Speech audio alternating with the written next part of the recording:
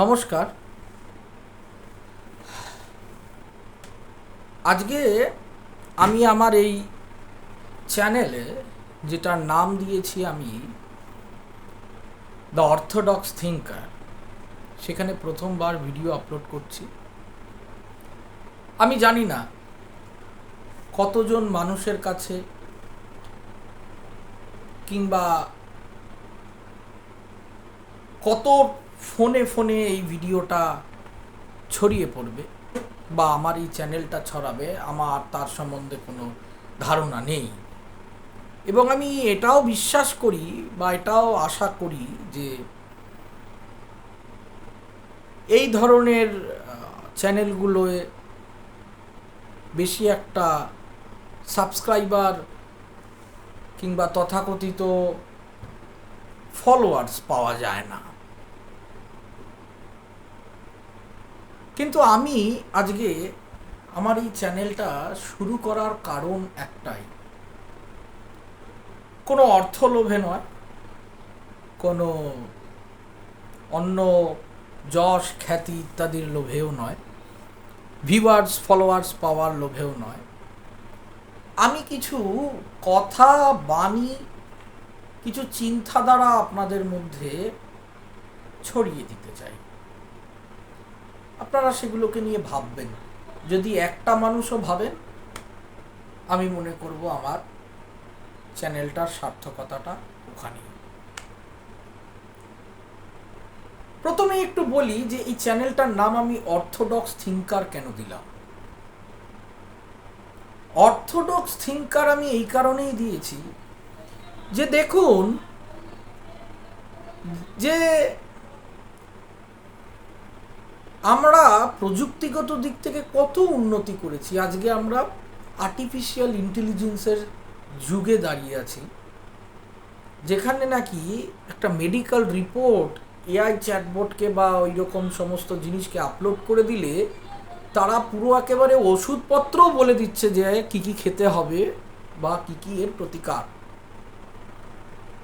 বুঝে দেখুন, তাহলে প্রযুক্তিগত দিক দিয়ে যদি আমরা এতটা উন্নত হই বা এতটা উন্নতির পথে এগিয়ে যাচ্ছি, তাহলে কেন আমরা মানসিক এবং সার্বিক উন্নতির দিকে এগোতে পারছি না? মানসিক উন্নতি হচ্ছে না কেন? কারণ একটাই, কারণ আমরা ম্যান মেকিং ইন্ডাস্ট্রি থেকে সরে এসেছি।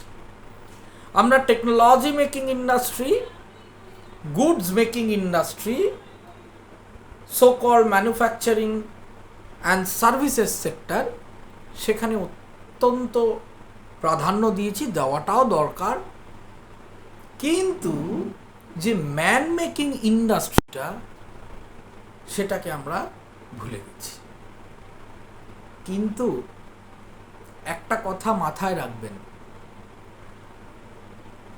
যে দেশে বা যে সমাজে মানুষ গঠন বন্ধ হয়ে যায়, আমি মানুষ গঠন বলতে বোঝাতে চাইছি মান এবং হুঁশ দুটোর গঠনই বন্ধ হয়ে যায়, সে সমাজের ধ্বংস, সে সমাজ লুপ্ত হতে বেশি সময় লাগে না। খুব ইজিলি সেটা ডিস্ট্রাক্টিবল। তাই জন্য এই চ্যানেল অর্থোডক্স থিঙ্কার। কেন অর্থোডক্স থিঙ্কার? এই চ্যানেলে কি কি আলোচিত হবে বা আমি কি আলোচনা করব বা কি তুলে ধরব, এখানে নিশ্চয়ই কোনো গান বা নৃত্যের পরিবেশনা করা হবে না, সেটা আপনারা নাম দেখেই বুঝছেন। হ্যাঁ, মাঝে মাঝে কিছু গান নিয়েও আমি কথা বলবো। মূলত এখানে যে কথাগুলো নিয়ে আলোচনা করা হবে সেটা হচ্ছে আধ্যাত্মিকতা এবং রাষ্ট্রবাদ। এই আধ্যাত্মিকতা এবং রাষ্ট্রবাদের মধ্যে দিয়ে কিভাবে আমরা মানুষ তৈরি করতে পারি, সেইটাকে নিয়ে আলোচনা এখানে হবে। এবং সর্বোপরি একটা কথা বলে রাখি, আমার এই চ্যানেল খোলার পিছনে আমার কোনো অর্থলোভ বা যশলোভ কাজ করছে না। আমার শুধু একটাই লোভ কাজ করছে, যেই লোভটা হচ্ছে যে কিছু ধারণা, কিছু চেতনা, যেগুলো ভারতের চেতনা, যেগুলো ভারতবর্ষের ধর্মের চেতনা। আমি কোনো কিন্তু নির্দিষ্ট ধর্মপন্থ নিয়ে কথা বলছি না, আমি খুব সচেতনভাবে একটা শব্দ ব্যবহার করছি, ভারতবর্ষের ধর্ম। ভারতবর্ষের যে ধর্মের চেতনা, ভারতবর্ষের যে রাষ্ট্রবাদের চেতনা, ভারতবর্ষের মনুষ্যত্বের চেতনা, সেইটাকে যদি আমি একজন ব্যক্তির মধ্যেও আমার এই চ্যানেলটার দ্বারা কিছু অন্তত ছড়িয়ে দিতে পারি, তাহলেই এই চ্যানেলটার সার্থকতা। অর্থলোভ যশলোভ আমার নেই, অন্তত এই চ্যানেলের মাধ্যম দিয়ে তো একদমই নেই। আজকে আমি একটু আমার এই চ্যানেলটার প্রেক্ষাপটটা তৈরি করতে চাইছি, যেখানে কি কি আলোচনা আগামীতে হবে। তাহলে আমি যে দুটো বিষয়কে বললাম, আসলে দুটো আলাদা বিষয় না, একই মুদ্রার এপিটোপিট, আধ্যাত্মিকতা এবং রাষ্ট্রবাদ। আপনারা বলতে পারেন যে রাষ্ট্রবাদ কোথা থেকে উঠে আসছে এখানে, ন্যাশনালিজম। প্রথমেই আমি বলে রাখি যে ন্যাশনালিজম আর রাষ্ট্রবাদ, যদিচ আমরা ইংরেজিতে রাষ্ট্রবাদকে ন্যাশনালিজম বলে থাকি, আমার মতে সেটা নয়। আমি এই জায়গাগুলোকে একটুখানি ডিস্টিংক্টলি একটু বলে দিতে চাই আপনাদের সম্মুখে। আমি উদাহরণ পেশ করব, আপনাদের যদি ভালো লাগে আপনারা নিশ্চয়ই সেটাকে সমর্থন করবেন, আর যদি মনে করেন যে না এটা সমর্থনযোগ্য না, আপনারা তার প্রতি উত্তরও দিতে পারেন। প্রথমে একটু বলি, দেশ এবং রাষ্ট্রের মধ্যে তফাৎটা কোথায়। দেশটা কি? দেশ মানে হচ্ছে একটি ভূখণ্ড। ইন্ডিয়া, পাকিস্তান, বাংলাদেশ, নেপাল, এগুলো এক একটা ইন্ডিভিজুয়াল কান্ট্রি, এগুলোকে আমরা একটা একটা করে দেশ বলতে পারি। কিন্তু রাষ্ট্র শব্দটা, আমি ওই কমিউনিস্টদের রাষ্ট্র মেকানিজম ওইসব নিয়ে যাচ্ছি না, কিন্তু আমি আধ্যাত্মিক রাষ্ট্রের কথা বলছি। যে রাষ্ট্র শব্দটা কোথা থেকে আসছে, বা রাষ্ট্রটা কি, রাষ্ট্রবোধটা কি, বা রাষ্ট্রবাদটা কি, আর কোথায় দেশ এবং রাষ্ট্রের একটা পার্থক্য কাজ করছে। একটি মাটির ভূখণ্ড, জম্মু কাশ্মীর থেকে কন্যাকুমারিকা, গুজরাট থেকে অরুণাচল, এটা হচ্ছে একটি দেশ। কিন্তু আপনি মনে করুন আপনি একজন বাঙালি, আপনি কালকে সকালে ঘুম থেকে উঠে আপনি সূর্যদেবকে প্রণাম করছেন, কিচ্ছু করছেন, আপনি জোড়হাত করে, কোনো মন্ত্রতন্ত্র কিচ্ছু না, প্রণাম করছেন, বা সূর্যার্ঘ্য নিবেদন করছেন, সূর্যকে জল নিবেদন করছেন। যেই সূর্য ভারতবর্ষের আকাশে দেদীপ্যমান, সেই একই সূর্য বাংলাদেশ, পাকিস্তান, শ্রীলঙ্কা, নেপাল, ভুটান সমগ্র জায়গায় কিন্তু আলো দিচ্ছে। তাহলে এখানে দেশের পরিভাষা কাজ করছে না। আপনি সেই প্রাকৃতিক একটি পদার্থ বা প্রাকৃতিক একটি সৃষ্টি, তাকে যখন আপনি আপনার শ্রদ্ধা নিবেদন করছেন, আপনি কিন্তু কোনো ভূখণ্ডকে মাথায় রাখছেন না, আপনি এই প্রকৃতি, সমগ্র বিশ্বকে মাথায় রাখছেন। এটা রাষ্ট্রবাদের একটা প্রথম বিন্দু হিসেবে আমি বলতে পারি। দ্বিতীয় কি কথা, ধরুন আপনি আগামীকাল সকালবেলায় উঠে আপনার বাড়ির সামনের কোনো কালী মন্দিরে গিয়ে মা কালীর সামনে জোড়হাত করে নতমস্তক হচ্ছেন। আচ্ছা, এই যে দেবী বা শক্তির আরাধনায় আপনি যেটুকুই করলেন, আপনার সামনে যদি ওই মন্দিরে ধরুন দক্ষিণা কালীর একটি মূর্তি আছে, ওই মূর্তির জায়গায় যদি কেউ মা ঢাকেশ্বরীর মূর্তি এনে দেয়, আপনি কি নতমস্তক হবেন না? তাহলে আপনি যখন আপনার বাড়ির সামনের কালী মন্দিরে নতমস্তক হচ্ছেন, আপনার প্রণাম, ভক্তি, শ্রদ্ধা ঢাকার ঢাকেশ্বরীতে গিয়ে পৌঁছাচ্ছে, পাকিস্তানের হিংলারাজ মাতার সামনে গিয়ে পৌঁছাচ্ছে। কিন্তু এই দুটো কিন্তু আমাদের দেশের মধ্যে না, কিন্তু আধ্যাত্মিক রাষ্ট্রের মধ্যে। আপনি শিবলিঙ্গে সোমবার কালকে জল ঢালবেন, আপনি কিন্তু নেপালের পশুপতিনাথকেও তদ্রূপ, যতটা আপনার বাড়ির সামনের শিবলিঙ্গ বা দক্ষিণেশ্বর, তারকেশ্বর, কেদারনাথের শিবলিঙ্গকে আপনি যতটা ভক্তি করেন, ঠিক ততটাই কিন্তু ভক্তি করেন আপনি পশুপতিনাথের শিবলিঙ্গকে। আপনি কি অমান্য করতে পারবেন? কিন্তু নেপাল, কাঠমান্ডু, সে কিন্তু আজকে ভৌগোলিক দিক দিয়ে দেখতে গেলে আমাদের দেশের মধ্যে না, কিন্তু আমাদের এই রাষ্ট্রের পরিভাষার মধ্যে। আমি কি বোঝাতে পারলাম? আপনি বৌদ্ধ, আপনি বুদ্ধকে মানেন, আপনি কোনো বৌদ্ধ বিহারে গিয়ে আপনি ধ্যানে মগ্ন, আপনি যে বুদ্ধের কল্পনা করছেন আপনার মনে, সেই বুদ্ধ নেপালেও বিদ্যমান, সেই বুদ্ধ তিব্বতেও বিদ্যমান, সেই বুদ্ধ বার্মায়ও বিদ্যমান, সেই বুদ্ধ কাম্বোডিয়া, লাওসেও বিদ্যমান, সেই বুদ্ধ জাপানেও বিদ্যমান, সেই বুদ্ধ বিহারেও, বুদ্ধগয়ায়ও বিদ্যমান। তাহলে এটাই তফাৎ একটা রাষ্ট্র এবং একটা দেশের মধ্যে। তাই আধ্যাত্মিক বোধ থেকেই রাষ্ট্রবোধ বা রাষ্ট্রবাদ জন্মগ্রহণ করে। যে আধ্যাত্মিকতা রাষ্ট্রবাদ শেখায় না, সে আধ্যাত্মিকতা বৃথা। এবার আসি, আমি বললাম আধ্যাত্মিকতা নিয়ে যখন বোঝাবো, যে আধ্যাত্মিকতা জিনিসটাকে আমরা খুব সংকীর্ণ করে ফেলেছি। সময় এসে গেছে সেই সংকীর্ণতাটাকে ভেঙে দেওয়ার। কিভাবে ভাঙবো বা কিভাবে বুঝবো যে আধ্যাত্মিকতাটা কি বা আধ্যাত্ম জিনিসটা কি? প্রথমেই আগে বুঝতে হবে what is the difference between a religion and ধর্ম। ধৃত ধাতুকৃত প্রত্যয় থেকে উৎপত্তি ধর্মের। যেটা আপনি ধারণ করেন সেটাই আপনার ধর্ম। সেটাকে কেউ সৃষ্টি করতে পারে না, সেটাকে কেউ তৈরি করতে পারে না, সেটা কারো ঠোঁটের বাণী দিয়ে আসতে পারে না। আসতে পারে কি? কখনোই না। যেটা আপনি ধারণ করেন সেটা আপনার ইচ্ছা। আপনি জীবনে কোন পোশাকটা ধারণ করবেন এবং কি মূল্যবোধ ধারণ করবেন সেটা সম্পূর্ণরূপে আপনার ব্যক্তিগত ইচ্ছা। তার নাম ধর্ম। আপনি কোন কোন মূল্যবোধগুলোকে নিয়ে জীবনে চলবেন তার নাম ধর্ম।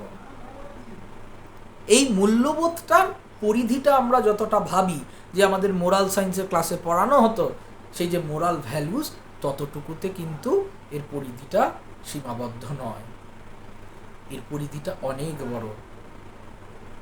প্রথমে ছোট বয়সে আমরা এই জগৎকে চিনতে শিখি, প্রথমে কাছের নিকটের মানুষদের চিনতে শিখি, মা বাবা ভাই বোন আত্মীয় স্বজন। তারপর আস্তে আস্তে প্রকৃতিকে চিনতে শিখি, ওটা পাহাড়, ওটা সমুদ্র, ওটা নদী, ওটা ঝর্ণা।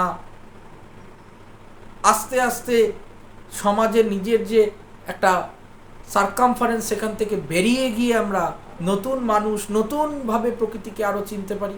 কলকাতা থেকে কেউ পুনে চলে যাচ্ছে, পুনে থেকে কেউ হায়দ্রাবাদ চলে যাচ্ছে, হায়দ্রাবাদ থেকে কেউ মুম্বাই আবার ফেরত যাচ্ছে, বা মুম্বাই থেকে দিল্লি যাচ্ছে। তাহলে আমরা নতুন নতুন জায়গায় নতুন নতুন মানুষকে চিনছি।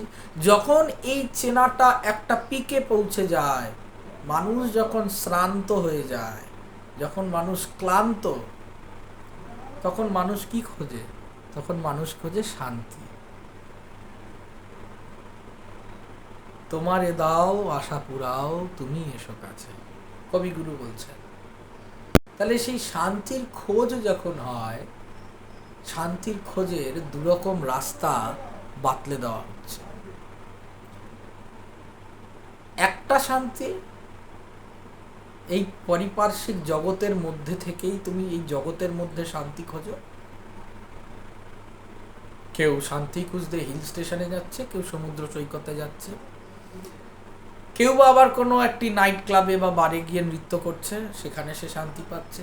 কেউ বা কোনো ঋষিকেশের মেডিটেশন সেন্টারে গিয়ে মেডিটেশন করছে, সে সেখানে শান্তি পাচ্ছে। এটা একটা রাস্তা। কেউ মঠে মন্দিরে গিয়ে শান্তি পাচ্ছে, এটা একটা রাস্তা। আর একটা রাস্তা আছে। সেই রাস্তাটাকে আমরা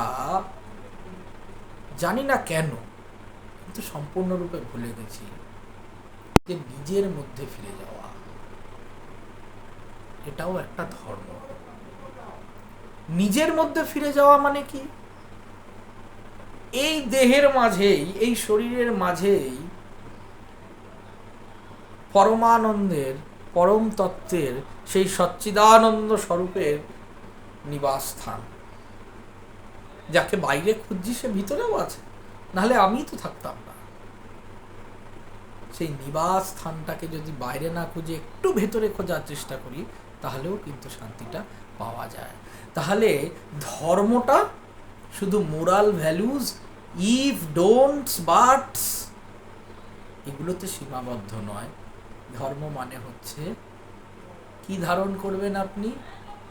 পরম আনন্দ ধারণ করবেন, পরম আনন্দে মগ্ন থাকবেন।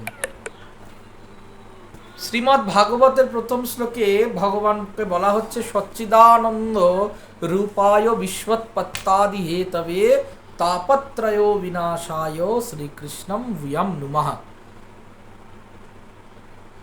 তাহলে এই যে সচ্চিত আনন্দ, সচ্চিদানন্দ স্বরূপকে খোঁজাও আপনার ধর্ম।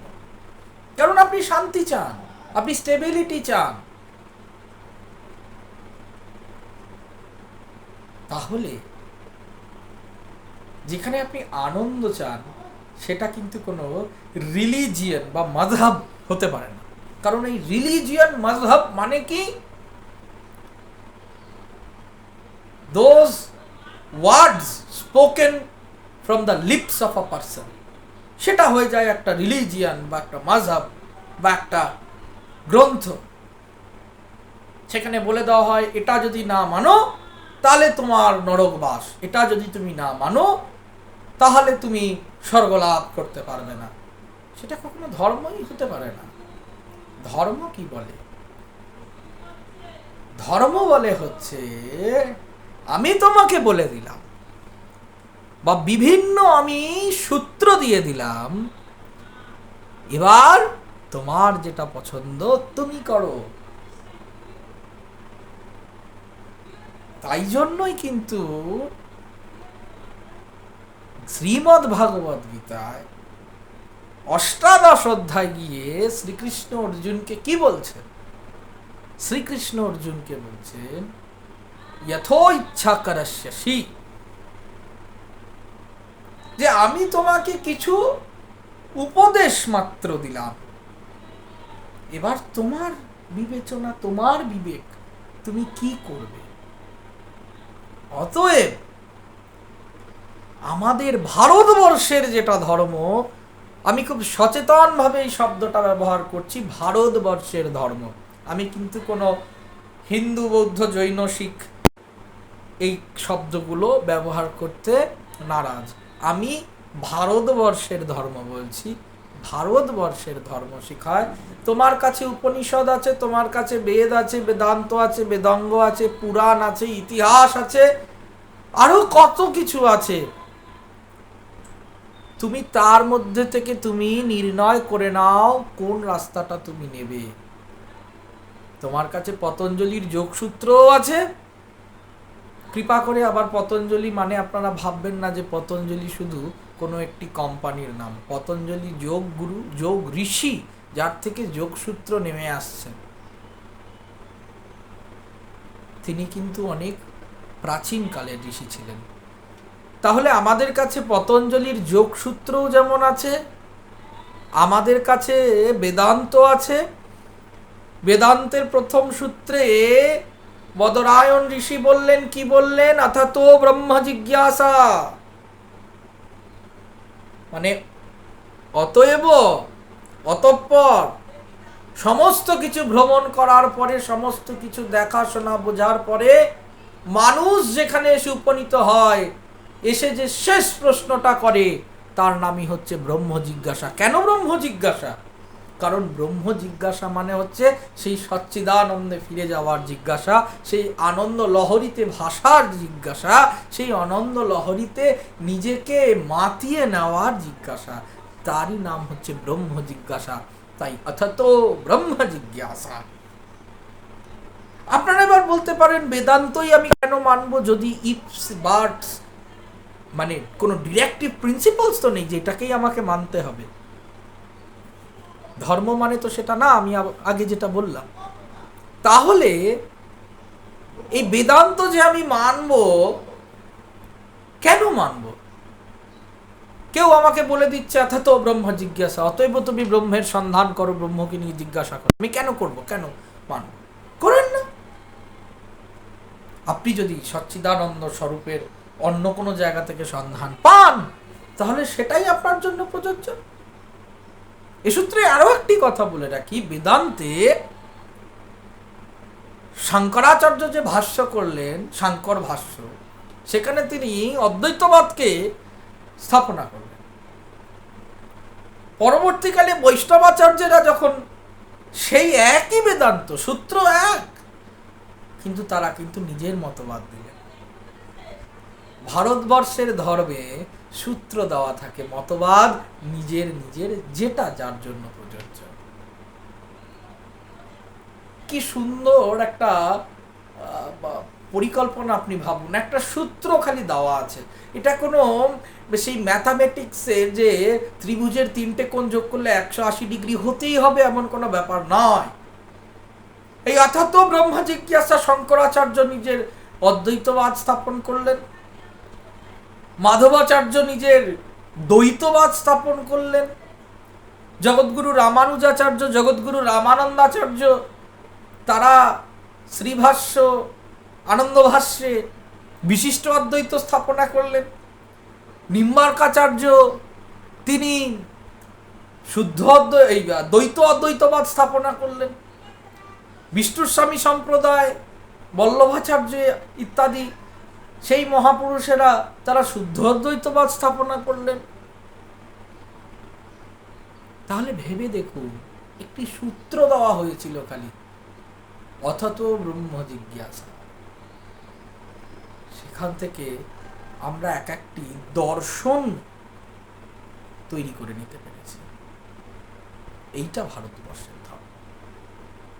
সেই ভারতবর্ষের ধর্ম, সেই ভারতবর্ষের আধ্যাত্মিকতা, সেই ভারতবর্ষের রাষ্ট্রবাদ, যেটা কিনা আধ্যাত্মিকতার বীজ থেকেই জন্মায়, একই মুদ্রার এপিঠ ওপিঠ, সেইটাকে নিয়েই এই চ্যানেলে আলোচনা করা হবে। আমি আগামীকাল থেকে চেষ্টা করব, আমি খুব ব্যস্ত থাকি, কিন্তু তথাপি আমি চেষ্টা করব যে প্রত্যেক দিন কিছু না কিছু অল্প হলেও আলোচনা করার।